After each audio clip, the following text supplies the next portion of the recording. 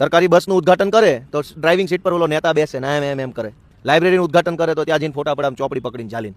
જીમનું opening કરે તો આમ કરે આમ પેલું દંડો પકડીને. તમારે કંઈ પણ નવું બને, સંડાસ નવું બને, મહણિયા સિવાય નેતાઓ બધી જ વસ્તુના ઉદ્ઘાટન કરવા જાય. મહણિયાનું નથી કરતા, કેમ કે એમાં ટ્રાયલ લેવી પડે.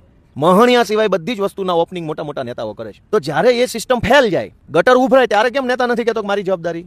તમારી જિંદગીમાં એક જ વખત તમે 50 લાખનું મકાન લઈ શકવાના છો, જીવો ત્યાં સુધીમાં. એ 50 લાખનું મકાન લીધા પછી પાર્કિંગની ઝંઝટ, એ 50 લાખનું મકાન લીધા પછી ચોમાસામાં પાણી ભરાઈ જાય, ગટરો ઉભરાઈ જાય, અને સરકાર હાથ ઊંચા કરી લેશે.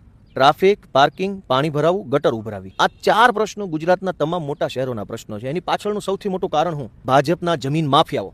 સિસ્ટમ એવી છે કે કોઈ પણ નવો વિસ્તારમાં કન્સ્ટ્રક્શન થાય ત્યારે પૂરતા પહોળા રોડ મૂકવા. પહેલી વાત, આજે અમદાવાદમાં પૂરતા પહોળા રોડ ક્યાંય નથી. ગાંધીનગરમાં કેવા છે અને અમદાવાદમાં કેવા છે? ગાંધીનગરના રોડ પહોળા છે તો અમદાવાદના કેમ સાંકડા છે? તો સરકાર આવા સાંકડા રોડ સાંકડા કરીને બાંધકામ થવા હું કામ દેશે? માફિયાઓ ભેગા મળી જમીનને 100% યુટિલાઇઝ કરી લે છે. એટલે રોડ નથી બચતા, બગીચાઓ નથી બચતા, પોલીસ સ્ટેશનો બાંધવાની જગ્યા નથી.